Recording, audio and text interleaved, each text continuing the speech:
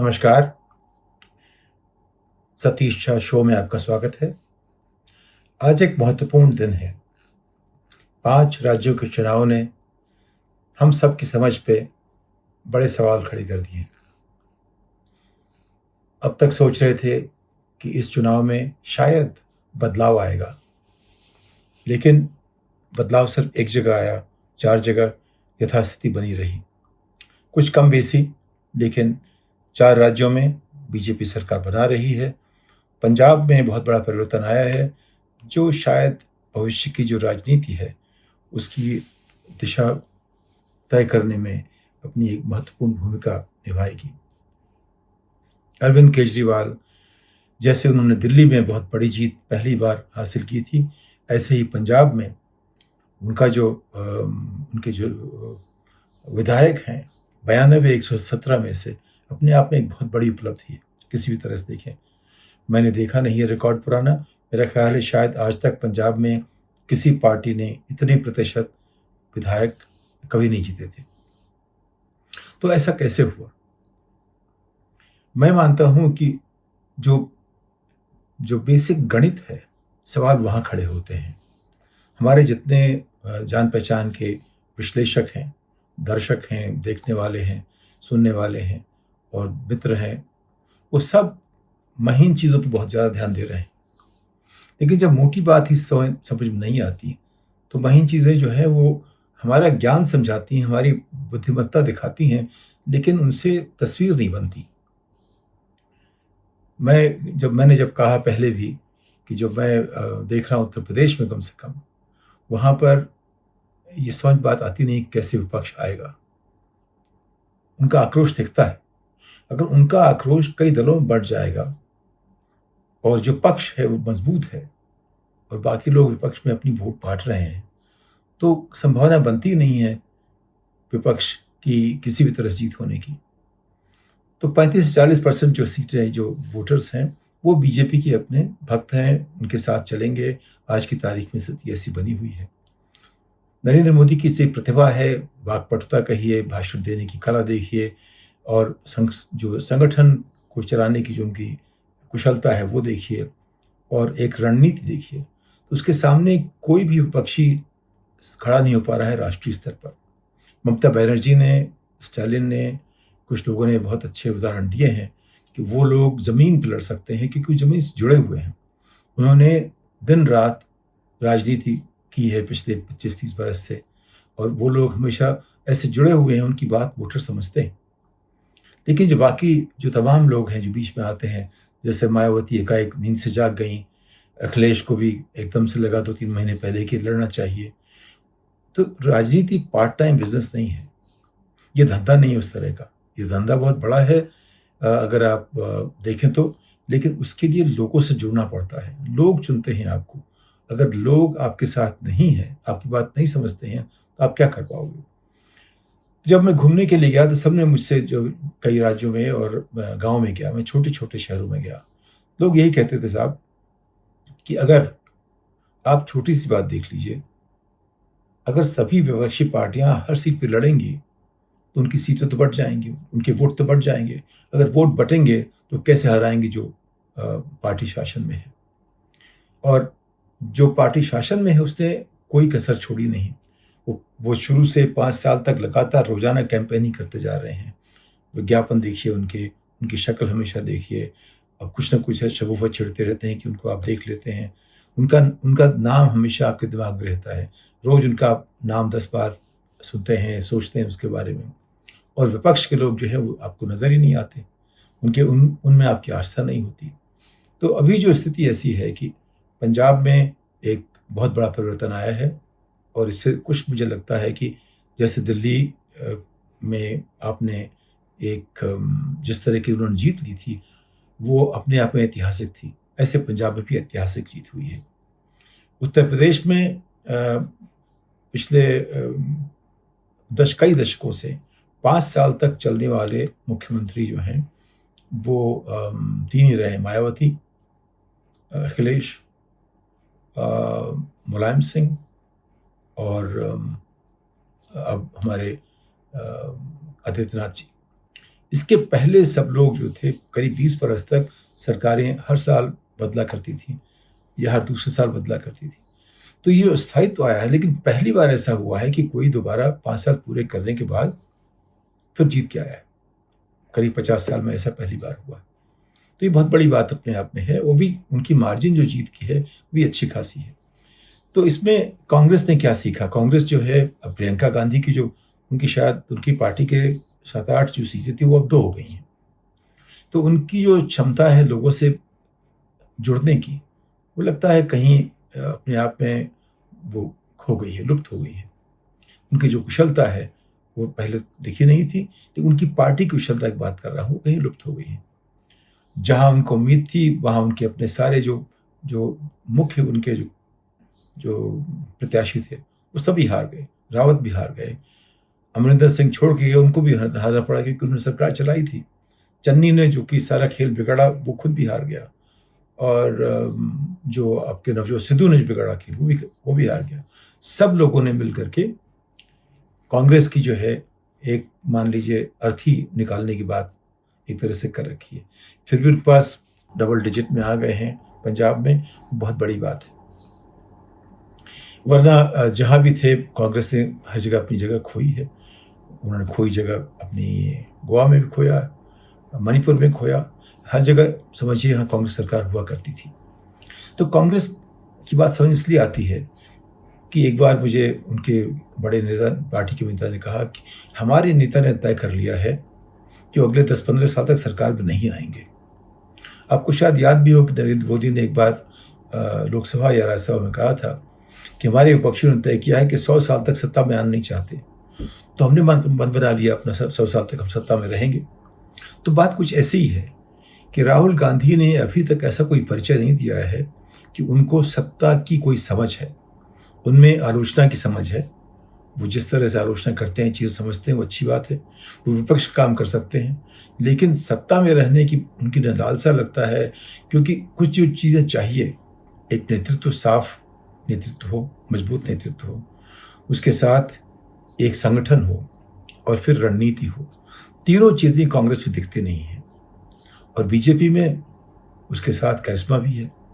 तो अगर तीनों चीज़ें हैं, फिर भी आपको एक करिश्मेटिक लीडर चाहिए, और वो कांग्रेस में तो बिल्कुल नहीं है। सिर्फ भारतीय जनता पार्टी में मोदी जैसा नेता, अब सभी मानते हैं कि लोगों से जुड़ने वाला ऐसा नेता बहुत समय से नहीं हुआ। मेरा उनकी नीतियों से हमेशा एक उस पर सवाल लगा हुआ है। मैं विरोधी किसी का नहीं हूँ, मैं समालोचक हूँ। उनकी नीतियों में सवाल लगा हुआ है, उनकी गवर्नेंस पे बहुत बड़े सवाल हैं, उनकी प्राथमिकताओं पे बहुत बड़े सवाल हैं। लेकिन लोग अगर उनको चाहते हैं, क्या ये सिर्फ धर्म और जाति की बात हो रही है? जाहिर है कि धर्म हर जगह सबसे ऊपर उठ जाता है। जहाँ भी आप लोगों को जोड़ना चाहें, उनको धर्म से जोड़ना बड़ा आसान होता है। जाति से जोड़ना तो हमेशा चलता रहा है, लेकिन धर्म के नाम पे एक जो हम अपने आप को एक सेकुलर राष्ट्र मानते थे, उसमें हम इस तरह करने की कोशिश नहीं करते थे। इन्होंने धर्म के नाम पे देश को बांट दिया, और उससे जो राजनीतिक फायदे उनको जो हुए हैं, वो अपने आप में सबको दिख रहे हैं। तो ये धर्म और जाति की जो बात है, उसको लेकर के अगर सब हमारा देश चलेगा, तो उसमें विकास की बात तो नहीं आएगी। इसीलिए 8 साल में हमारी आर्थिक अवनति हुई है। ये बात मैं आपसे कई बार कह चुका हूँ। और विकास के नाम पे जो हुआ है, उसमें जो कुछ चीज़ें हुई है, वो सब एक जैसे कि पैकेजिंग की तरह हैं।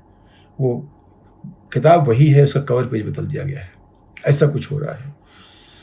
लेकिन एक कांग्रेस जिसे जीतने की लालसा नहीं है, और अखिलेश और मायावती जो आखिरी वक्त पे जगे थे, पता नहीं क्यों जगे थे।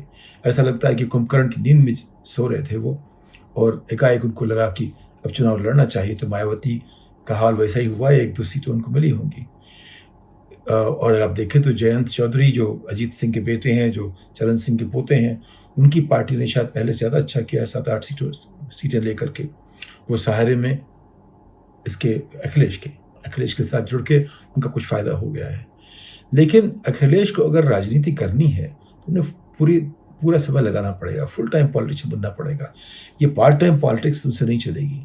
और अगर वो अर्जुन बनना चाहते हैं आज के या कल के, तो उनको भी एक कृष्ण चाहिए होगा, क्योंकि लगता है कि उनको वो खुद नहीं आगे बढ़ते हैं। पहले शायद उनके पिताजी पढ़ाया करते थे, अब उनको कोई और नेता चाहिए जो उनको पढ़ा सके, उनको कोई गुरु चाहिए ऐसा। तो नरेंद्र मोदी खुद अपने आप में एक अलग तरह के नेता हैं, जैसा हमने पहले कभी देखा नहीं था पिछले 50 साल से। जो लोग निकल के आए थे आज़ादी की लड़ाई से, वो अलग तरह के नेता थे, लेकिन आज़ादी की लड़ाई के बाद जब प्रकाश नारायण ने जो नेतृत्व किया, उनका जो अंदाज था वो कुछ गांधीयाना ज़्यादा था। बदलाव चाहते थे, वो सत्ता में नहीं आना चाहते थे, वो चाहते थे कि एक माहौल बने जिसमें कि एक जो है ऐसा उफान आए कि इस तरह के लोग आए जो कि राजनीति को साफ कर सकें, और जिन चीज़ों के खिलाफ उन्होंने लड़ाई की वो राजनीति से कम निकले। ऐसा हुआ नहीं। जितनी भी चीज़ें जब प्रकाश नारायण ने जिनकी चर्चा की, वो सब आज की तारीख में और भी हिस्सा बन गई हैं हमारी राजनीति का। लेकिन अगर आप देखें तो जो ये चुनाव जो हुए हैं, इनमें तमाम तरह की जो विश्लेषण जो है, जो महीन विश्लेषण है, उनसे मैं थोड़ा अलग जा रहा हूँ। मेरा कहना है कि जब तक भाजपा के पास 35-40% भक्त हैं, वोटर हैं, जब तक उनके पास नरेंद्र मोदी जैसा प्रभावशाली वक्ता और एक करिश्मेटिक नेता है, जब तक उनका संगठन जितना अच्छा है और जब तक उनकी रणनीति इतनी साफ है, उसके मुकाबले जब तक विपक्ष तैयार नहीं होगा, तब तक मान लीजिए कि भाजपा सरकार केंद्र बनाती रहेगी। राज्यों में सरकार जैसे ममता बनर्जी या स्टालिन जैसे लीडर नेता जो अगर बड़े होंगे, पनपेंगे, उनकी बात अलग होगी। लेकिन जो केंद्र की सरकार है, वहाँ जब तक राष्ट्रीय कोई नेता उस तरह का, उस स्तर का नहीं बनता है जिसकी आवाज़ लोग समझें, उससे अपने आप को जोड़ें, तब तक हमें नहीं दिखती कोई ऐसी उम्मीद कि कोई दूसरी पार्टी इसमें आ सकेगी। सवाल बहुत सारे इसमें हैं, लेकिन सबसे मोटा सवाल यही है कि हमारी गणित बहुत साफ है। जब तक जो तमाम छोटी पार्टियां हर एक सीट पे अपने अपने लोग खड़ी करेंगे, तब तक कोई गुंजाइश ही नहीं है कि वो भाजपा को उठा सके। विपक्ष में एकता लानी पड़ेगी, तभी उनके जो है वो 60% में से 40-41% सामने आएंगे, तब वो जीत सकते हैं। उसके अलावा सिर्फ यही होगा कि जहाँ लोकल जो स्थानीय अगर अच्छा नेता है तो शायद जीतेंगे, लेकिन वो तो इक्का दुक्का बात होगी। अखिलेश की जीत अपने आप में उसमें कुछ काफ़ी आक्रोश को उन्होंने अपनी सीटों में बदला है। 47 से 125 तक पहुंचना भी आसान नहीं था। वो सोच रहे थे कि शायद 170-80 तक पहुंच जाएंगे और फिर कुछ ना कुछ दावेदारी उनकी भी रहेगी, उसकी शायद संभावना कम थी, क्योंकि अगर कांग्रेस भी 400 सीटों पर खड़ी हो रही, 403 पे, ओवैसी भी खड़े हो रहे हैं, मायावती भी खड़ी हो रही हैं, वो भी खड़े हो रहे हैं, तो वो जो 60% वोट में जब 4 पार्टियां बांटेंगी तो कैसे आगे बढ़ेंगे आप?